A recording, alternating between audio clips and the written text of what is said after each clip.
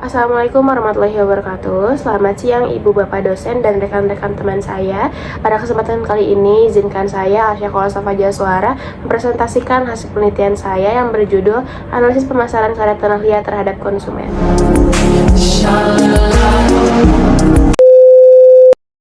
Penelitian ini menganalisis faktor pemasaran yang mempengaruhi keputusan pembelian karya tanah liat oleh konsumen di Bandung, Jawa Barat. Saya menggunakan metode campuran mengombinasikan data kuantitatif dari survei kuesioner dan data kualitatif dari wawancara mendalam.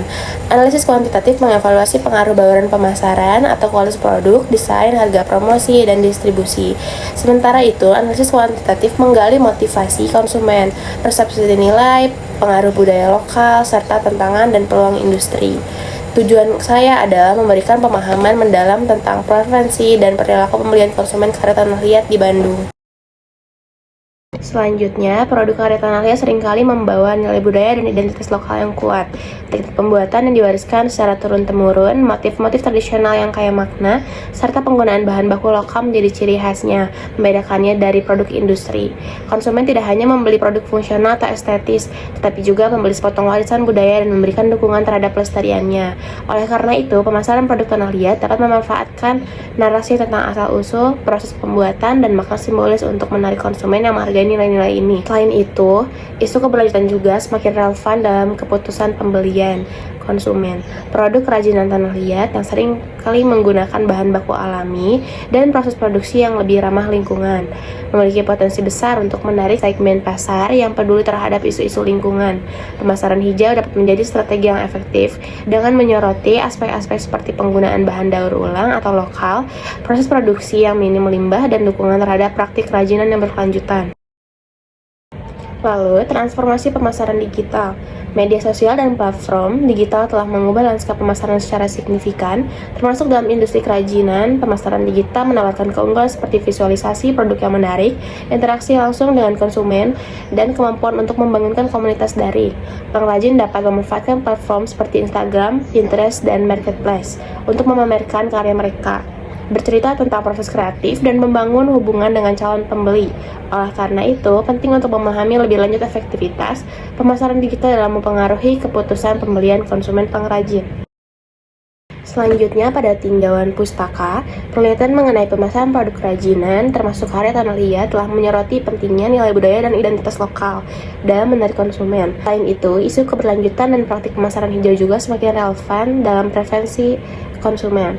Era digital telah membawa perubahan signifikan dalam strategi pemasaran kerajinan, dengan media sosial dan profil daring menjadi alat yang efektif untuk menjangkau konsumen. Studi empiris sebelumnya juga menggarisbawahi pentingnya kualitas produk, citra merek, dan adaptasi terhadap tren digital dalam pemasaran kerajinan lokal. Penelitian ini bertujuan untuk memperdalam pemahaman mengenai faktor-faktor ini dalam konteks pemasaran karya tanah liat terhadap konsumen di Bandung dengan mengintegrasikan pendekatan kuantitatif dan kualitatif untuk mendapatkan wawasan yang komprehensif. Metode penelitian desain dan populasi. Penelitian ini menggunakan pendekatan campuran atau mixed methods yang mengkombinasikan metode kuantitatif dan kualitatif untuk mendapatkan pemahaman yang komprehensif mengenai analisis pemasaran karya tanah liat terhadap konsumen. Desain penelitian yang digunakan adalah deskriptif dan explanatory. Metode deskriptif digunakan untuk menggambarkan profil konsumen karya tanah liat, preferensi mereka, dan saluran pemasaran yang mereka gunakan. Sementara itu, metode explanatory digunakan untuk menganalisis hubungan antara berbagai variabel pemasaran seperti kualitas produk, harga, promosi, dan saluran distribusi dengan keputusan pembelian konsumen. Populasi dalam penelitian ini adalah konsumen yang pernah membeli atau memiliki minat terhadap karya tanah liat di Bandung. Untuk pengambilan sampel menggunakan teknik purposive sampling dan snowball sampling untuk menjangkau konsumen dengan karakteristik yang relevan, serta simple random sampling untuk mendapatkan sampel yang lebih representatif dari populasi yang lebih luas. Untuk teknik pengumpulan data, saya menggunakan beberapa metode. Yang pertama, survei kuesioner yang disebarkan secara daring dan luring kepada konsumen, yang bertujuan untuk mengumpulkan data kuantitatif mengenai preferensi produk, perilaku pembelian, persepsi terhadap strategi pemasaran, dan demografi. Yang kedua, saya melakukan wawancara mendalam semi terstruktur dengan konsumen terpilih dan pengrajin karya tanah liat untuk mendapatkan wawasan mendalam mengenai motivasi pembelian, pengalaman berbelanja, tantangan pemasaran dari sisi pengrajin, dan strategi pemasaran yang mereka gunakan. Yang ketiga ada observasi. Non-partisipan dilakukan pada berbagai tempat penjualan karya tanah liat seperti galeri, pameran, dan pasar tradisional untuk memahami interaksi antara penjual dan pembeli serta presentasi produk. Yang terakhir, saya juga melakukan analisis dokumen seperti materi promosi, katalog produk daring, dan data penjualan jika tersedia untuk melengkapi data yang diperoleh melalui metode lain. Dalam hal teknik analisis data, untuk data kuantitatif yang terkumpul dari kuesioner, saya menganalisisnya menggunakan statistik deskriptif seperti frekuensi, persentase, mean, dan standar deviasi. Selain itu, saya juga menggunakan statistik inferensial seperti uji korelasi, peridentifikasi hubungan antara variabel, dan menguji hipotesis penelitian. Perangkat lunak statistik SPSS versi 25 digunakan untuk analisis ini. Sementara itu, untuk data kualitatif yang terkumpul dari wawancara dan observasi, menganalisisnya menggunakan teknik analisis tematik. Proses ini melibatkan transkripsi verbatim, penguadaan terbuka dan aksial, kategorisasi, serta identifikasi tema-tema kunci yang relevan dengan pertanyaan penelitian. Interpretasi data kualitatif dilakukan secara triangulasi dengan data kuantitatif untuk meningkatkan validitas temuan. Selanjutnya, berdasarkan hasil survei terhadap konsumen yang bisa dilihat di tabel berikut, saya mendapatkan profil konsumen karya tanah liat di Bandung dengan mayoritas responden adalah perempuan sekitar 65% dengan rentang usia antara 25 hingga 45 tahun sebesar 58%, dan mayoritas berpendidikan sarjana sebesar 72%. Mereka juga menunjukkan minat yang tinggi terhadap seni dan budaya lokal.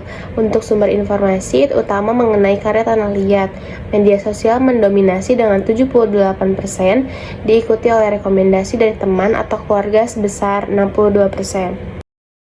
Mengenai efektivitas saluran pemasaran, data survei menunjukkan bahwa media sosial dan marketplace daring dianggap sebagai saluran pemasaran yang paling efektif dalam menjangkau konsumen karya tanah liat. Pengrajin yang kami wawancarai juga melaporkan adanya peningkatan penjualan yang signifikan melalui platform daring seperti Instagram dan Tokopedia.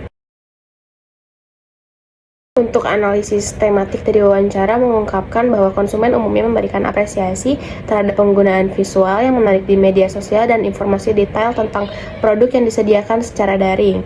Namun, beberapa konsumen juga mengkritisi kurangnya transparansi mengenai proses pembuatan dan asal-usul bahan baku. Sebagai kesimpulan ini, saya menemukan bahwa desain yang unik, kualitas produk, dan nilai seni merupakan faktor-faktor penting dalam keputusan pembelian karya tanah liat.